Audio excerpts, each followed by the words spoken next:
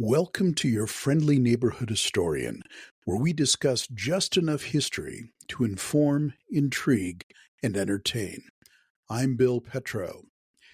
The history of Peter Pan, the story behind the Disney classic, 72 years ago. All of this has happened before, and it will happen again.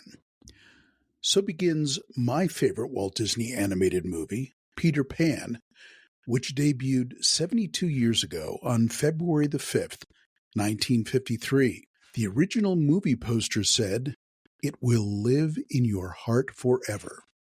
And indeed it has. Why was this turn-of-the-century play one of Disney's favorite stories? It's because Walt Disney was Peter Pan. Am I suggesting that because he was the boy who wouldn't grow up? Perhaps. But I really mean that Walt Disney performed as Peter Pan when he was a child. How did that happen? Peter Pan came to notice in the 1904 stage play by James Matthew Barrie, a Scottish author and playwright. It was first performed in London, where he'd previously met the Llewellyn Davis boys, whom he later adopted. George Bernard Shaw said that the play Peter Pan was ostensibly a holiday entertainment for children, but really a play for grown-up people. The Llewellyn Davies boys were the inspiration for the boy who has adventures in nearby Kensington Gardens in London and the magical Neverland.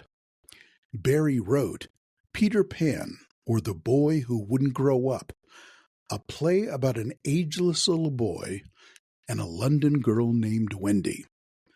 By the way, J.M. Barrie popularized the girl's name Wendy, taking it from a 5-year-old girl that he knew named Barry Margaret Henley.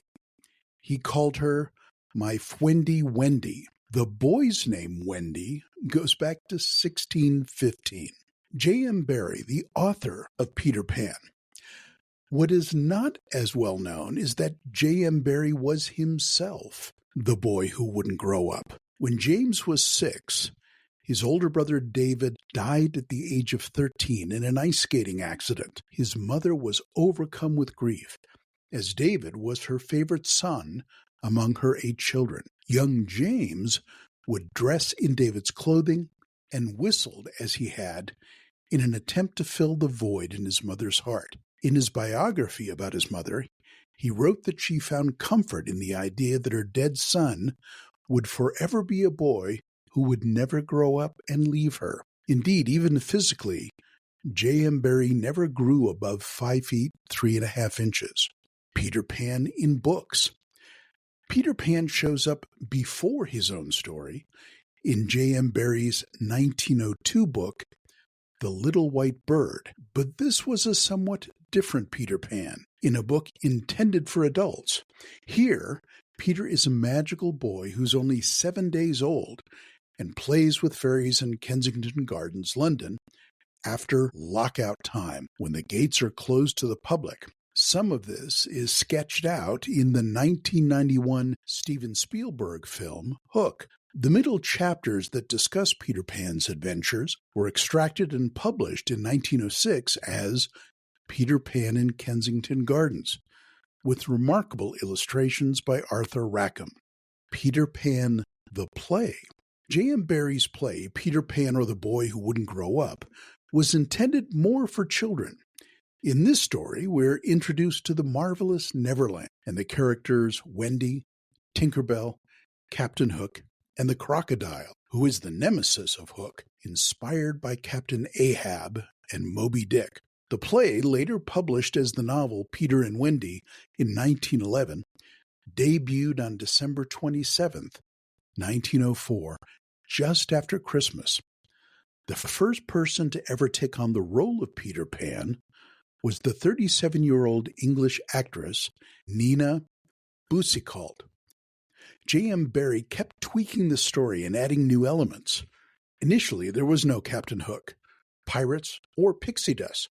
Initially, Peter could fly without the help of pixie dust.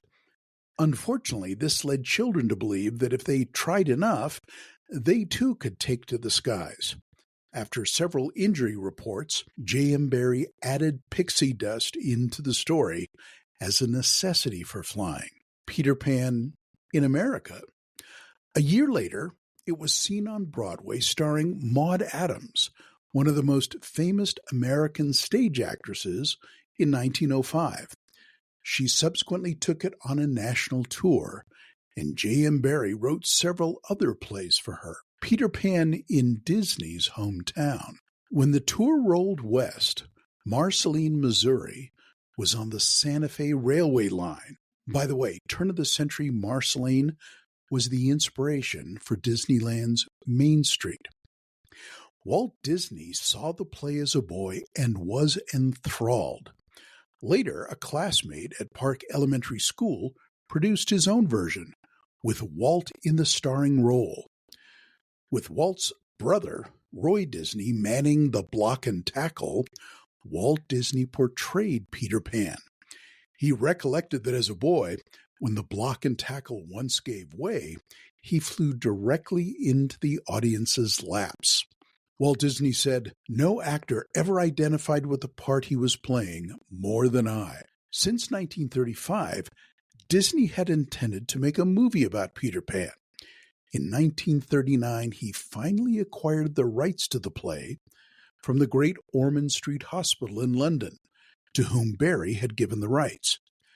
In 1940, Disney wrote to the actress Maude Adams, who had since retired to teach drama at Stephens College, informing her of his plans to create a full-length animated movie about Peter Pan. He wanted to submit an early scenario of the film for her approval before going into production. She declined, it was believed, because, quote, "the Peter whom she created was to her real life and blood, while another's creation of this character would only be a ghost to her," close quote. Walt Disney said that Miss Adams was simply living in the past. But because of World War II, the project was shelved until 1950, when the creative team shifted from Disney's movie Alice in Wonderland to Peter Pan. With it came the last collaborative efforts of the Nine Old Men, a group so called by Disney that had created the animated classics. From Disney's film Alice in Wonderland came the voice talents of Catherine Beaumont, who was Alice, but now became Wendy; Bill Thompson, who was the White Rabbit and Dodo in Alice in Wonderland, now became Mr. Smee. Heather Angel, who played Alice's sister, now became the voice of Mrs. Darling.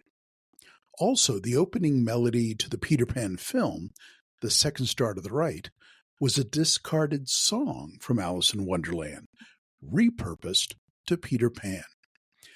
Following the practice of the play, Mr. Darling and Captain Hook are played by the same actor. In the film, it's American actor Hans Conried. He plays the role of a foppish coward. Nevertheless, Hook is the most gentlemanly of pirates. In the book, his last line is "Floreat Etona," the motto of Eton College. He had even encountered the feared pirate Long John Silver during his many adventures. By the way, Robert Louis Stevenson, the author of Treasure Island, knew J.M. Barrie personally.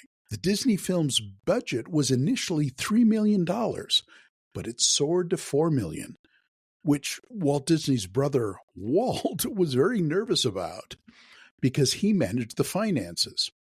Nevertheless, it grossed more than $40 million upon its original release, and another $46.5 million when it was re-released in the 1980s, before the sale of VHS tapes brought an end to Disney's practice of re-releasing its movies to theaters every several years. Peter Pan at Disneyland. Disneyland's dark rides were designed by many animators who had worked on the original feature films.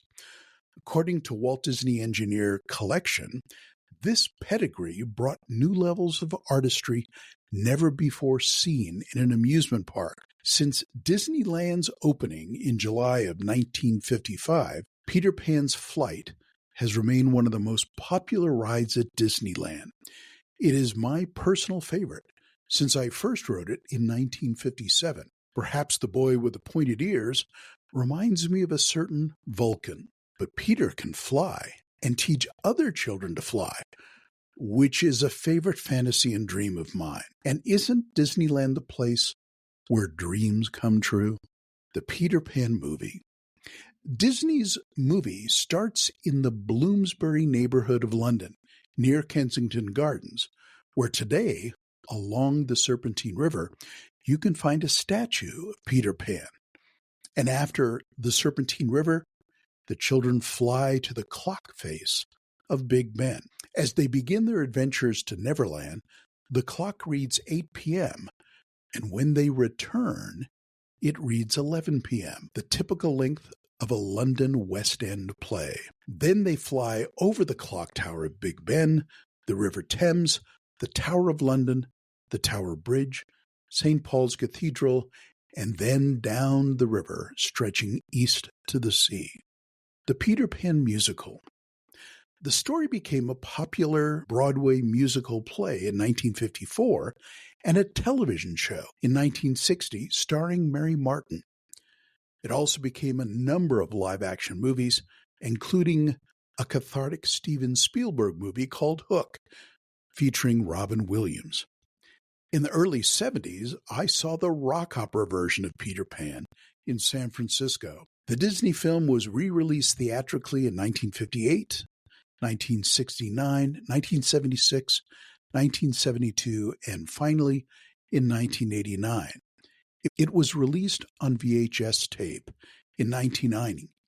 In honor of the 61st anniversary, it was released as a DVD Blu-ray Diamond Edition. It spawned a sequel, Return to Neverland, and a series of Tinkerbell Disney fairy videos.